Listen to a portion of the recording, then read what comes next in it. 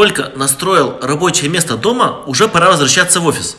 Как вы знаете, каждое утро стартапера начинается с стендап-митинга. Очень удобно, эргономично и самое главное, даже сетевой провод для очень хорошего качества изображения. Но после того, как вы устали стоять, у вас прошло полчаса все ваше собрание, вы можете присесть. У вас есть другой компьютер. Очень просто садитесь по-турецки и можете смело продолжать собрание. Или просто спокойно поработать. Вот так вот. Самое лучшее, что вы можете сделать для своей спины, это постоянно менять положение. Вы поработали стоя, поработали турецки, теперь вы можете сесть совершенно по-другому. Эти стулья, кстати, тоже рекомендую, но не для работы весь день.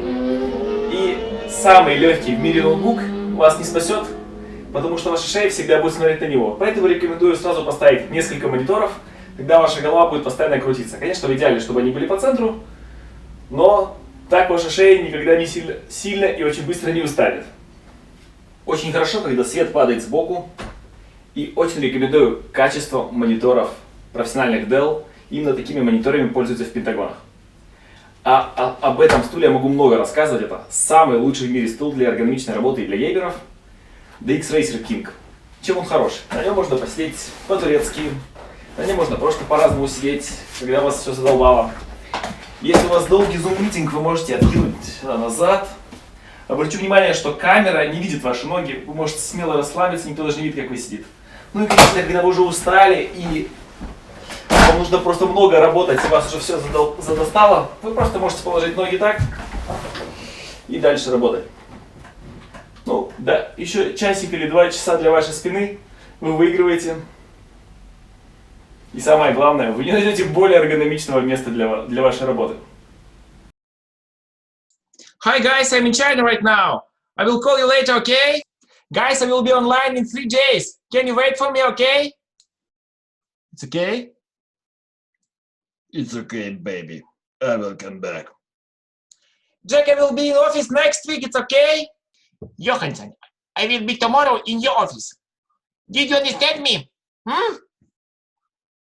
Если у вас долгое собрание, то, вы знаете, его можно провести сидя. Эти вещи очень рекомендуют, правда, в холодную погоду. Она как бы передает очень много теплоты с ней хорошей, поэтому в холодную погоду эти шарики очень жарко, они не очень рекомендуются. Но вообще так, сидишь, что-то там рассказываешь, тоже очень классная штука. Очень, кстати, классное решение — это скайп стоя. Очень классно стоишь, ножки разминаешь, массаж ножек, очень классно. Кстати, для массажа ножек тоже рекомендую, это мое изобретение. Стоишь себе спокойно и перехаживаешь с одной ноги на другую. Ищешь болевые точки, можешь так полчасика стоять, думать, с кем-то разговаривать, всегда быть face-to-face в контакте. Очень хорошо. А еще классно, для очень долгих скайпов, очень хорошо выравнивает спину, это волт. Или ролл. Вот. Встаете, немножко настраиваете изображение, и вот смело можете стоять. Обратите внимание, что как спина выравнивается, потому что нужно центр тяжести держать. И попробуйте так поставить минут 15. Сразу прям чувствуете ваш кор, такой он расслабленный и очень четкий. Не существует, наверное, более лучшей позиции для долгого разговора с скайпом. Еще, кстати, очень такой недостаток, то что голова всегда на мониторе.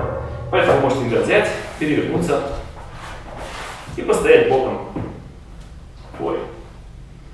В одну сторону, в другую сторону. Но самое главное, что ваше тело всегда отдыхает. Тоже очень хорошее положение для долгих скайпов. Например, нужно что-то зачем-то потянуться, нечаянно связь пропала, видео отключилось. Можно потянуться спокойно, потом чуть поменять ногу и дальше скайп. Опять что-то там, презентация, когда презентация обычно лиц не видно, можно быть смело порастягиваться. В общем, очень рекомендую эти положения. В обед можно заняться йогой. И для брейнштормов самое лучшее положение — это положение лежа. Потому что лучше очень даже никто не придумал. Если у вас долгие разговоры, даже видеомитинги можно так проводить. Почему бы нет? Жду от вас новых идей. И до следующих карантинов дома. По крайней мере, мы уже будем сильно готовы.